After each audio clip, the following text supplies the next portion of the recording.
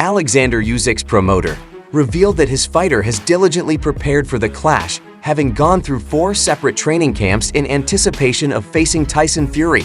However, doubts remain as Fury has withdrawn from the fight on 4 previous occasions, according to Kuki.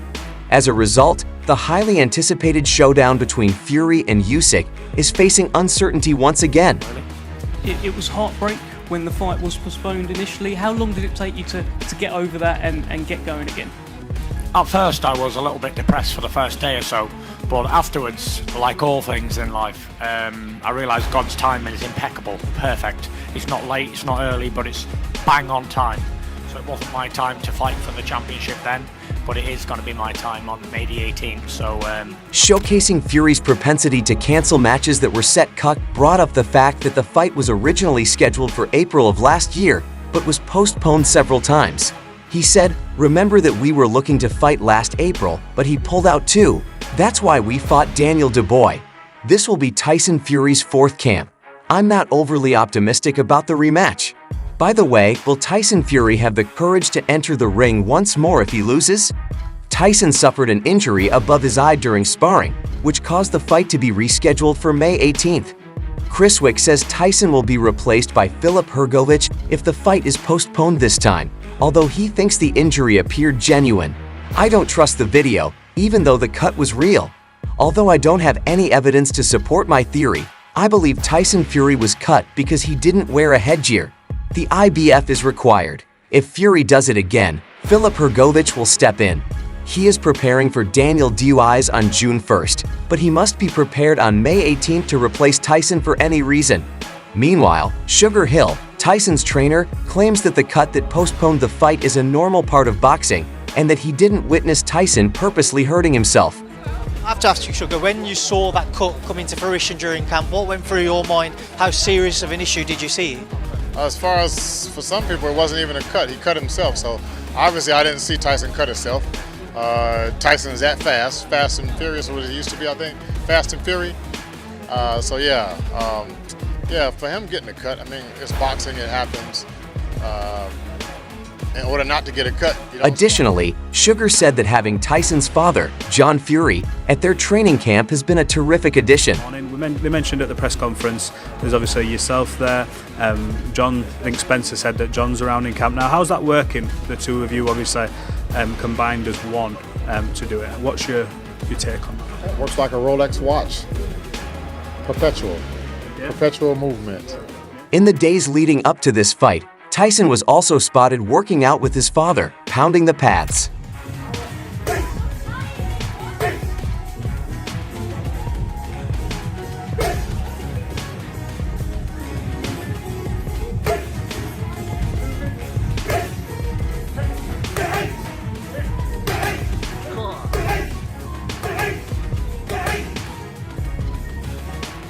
As the planned date of the undisputed clash approaches, the boxing world awaits further developments regarding Fury's involvement.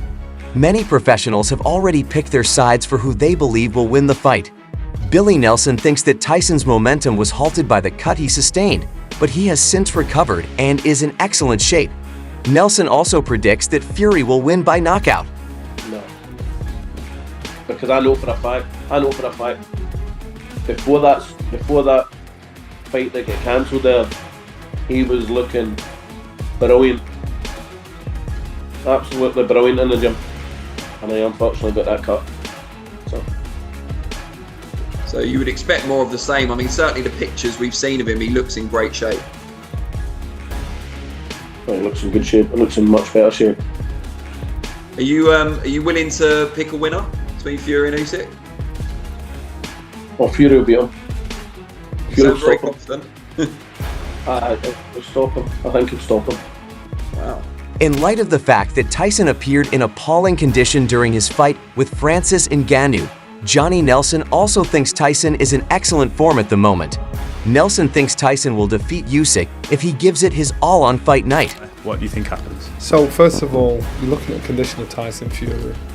I know he's the dietitian is working with Greg. Greg is a straight talking Yorkshireman, no nonsense. Greg Marriott. No nonsense, and it's his way or no way. and Greg's got him in an unbelievable condition. And so therefore, because if he isn't in great condition, it reflects on Greg and Greg's business. So therefore, so preparation-wise, everything's been done, every box has been ticked. As far as that, so looking at him, you think, you're on it now, boy. You're there. So now it comes to the fight itself. I believe the best Tyson Fury beats the best Oleksandr Usyk.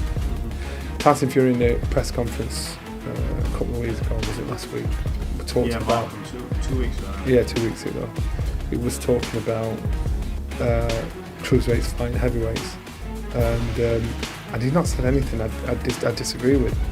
I think cruiserweights beat most. According to Antonio Tarver, Usyk has never faced a formidable opponent like Tyson Fury, who is also among the greatest in pure boxing. Tarver thinks Tyson will win the bout if he uses a good combination of his jabs and strong power punches. But he hasn't faced a giant as this big before, this tall, and this capable. Tyson Fury is still one of the best pure boxers in the game today. If he can use that herky-jerky style, keep Usyk out on the range, and catch him with some of those power shots, I tip to Tyson Fury. James Toney made his decision to choose Tyson to win without hesitation because he thinks that Tyson's greater level of aggression will give him the advantage in the end. James said anger facile, although Fury is a skilled boxer, he is not an aggressive fighter. Instead, he boxes to keep safe. Fury is a better boxer overall. In addition, Sergio Moa supports Tyson coming into the battle because he thinks that size matters and that Tyson possesses many other attributes. Mora said, "I will give preference to Tyson because size matters and the difference in dimensions will be too noticeable. Though Fury moves feints, leans, throws punches from the clinch, and breaks the distance, size matters regardless of how skilled a boxer you are. If Fury were a standing target, I would choose Usyk." Tyson Fury feels that his bulk will be too much for Usyk to handle. He brought up past examples of cruiserweights like Usyk losing to bigger opponents in the history of boxing. To the big boys, usually they get found wanting, and even the greatest cruiserweights that's ever lived, Evander Holyfield, when he stepped up to the big boys and beat Daddy Bo and Lennox Lewis, he was found wanting. You can beat the average big ones, but you can't beat the elite big ones because size really matters, and we have weight divisions for a reason. And he's going to be found wanting when he fights me on May the 18th. Even if you look at David Haye, he was an explosive, good cruiserweight and good heavyweight. And when he fought average heavyweights, he could beat them. But when he stepped up to the big boy in Klitschko, it wasn't really a contest. We look at Thomas Adamek. He was a good light heavyweight, good cruiserweight. He beat some good average heavyweights, good world contender heavyweights. Stepped up to the big boys, beat. So I expect the same for use Johnny Nelson, for instance. Johnny was he was an undefeated cruiserweight when he was cruiserweight, but every time he stepped up heavyweight, he got bashed. So it's facts. It's facts. I'm not slagging anybody off. However, Jim Lampley feels that Usyk's bouts with Joshua shown that size is only one aspect of boxing. He believes that if Tyson performed as well as he did in his fights with Deontay Wilder, he might have a chance. If not, Usyk prevails by decision.